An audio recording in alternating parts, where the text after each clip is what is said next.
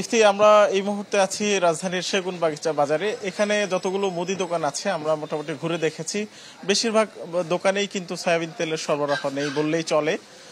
কিছু কিছু দোকানে আমরা দেখেছি হাতে গোনা কয়েকটি বোতল দেখা যাচ্ছে, তাও হচ্ছে একটি কোম্পানির।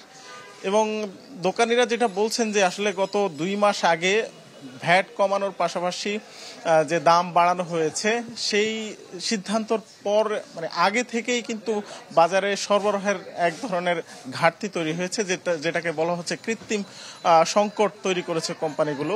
অর্থাৎ তারা বলছে যে বিশ্ববাজারে তেলের দাম বেড়েছে, কিন্তু সরকার দেশে তেলের দাম আটকে রেখেছে, তাদের চাহিদা অনুযায়ী বাড়াচ্ছে না, যে কারণে ভ্যাট কমানোর পরেও এবং কিছুটা দাম বাড়ানোর পরেও তারা বাজারে ছাড়ছে না এবং তাদের সিদ্ধান্ত অনুযায়ী কিন্তু বাজারে এই সংকট চলছে। এবং এই সংকট চলার কারণে কিন্তু সামনে যে রমজানকে কেন্দ্র করে দোকানিরা যেমন শঙ্কিত, তেমনি যারা ক্রেতা সাধারণ আছেন তারাও কিন্তু শঙ্কা প্রকাশ করছেন যে রমজানে তো তেলের চাহিদা অনেক বেশি থাকে, তখন যদি এই তেলের সংকট থাকে এরকম, তাহলে মানুষ বিপাকে পড়ে যাবে। তো দোকানিরা বলছেন যে এই যেসব কোম্পানি এখন সয়াবিন তেল দিচ্ছে তারা কিন্তু বাড়তি এটার সাথে আটা, ময়দা, লবণ সহ বিভিন্ন পণ্য কিনতে বিক্রেতাদের বাধ্য করছেন এবং এবং এই বাধ্য করার পাশাপাশি কিন্তু তারাও কিন্তু ক্রেতাদের অনেক ক্ষেত্রে বাধ্য করছেন যে শুধু তেল নিলে তেলের পাশাপাশি অন্যান্য জিনিস কিনতে হবে।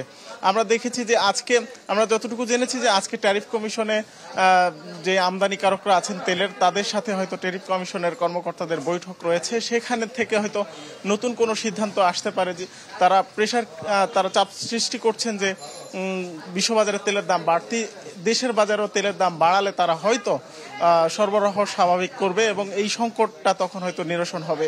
এই তেলের বাইরেও কিন্তু আমরা দেখেছি যে অন্যান্য যেসব নিত্যপণ্য রয়েছে সেখানে এক ধরনের স্থিতিশীলতা রয়েছে, শাকসবজি থেকে শুরু করে মাছ, মাংস এবং মুরগি, সেখানে মোটামুটি সাধারণ মানুষের ক্রয় ক্ষমতার মধ্যে তারা কেনাকাটা করছেন। ইফতি, আপনাকে ধন্যবাদ। দর্শক, রাজধানীর ঢাকায় তেলের বাজারের খবর জানাচ্ছিলেন সহকর্মী রাকিব হোসেন।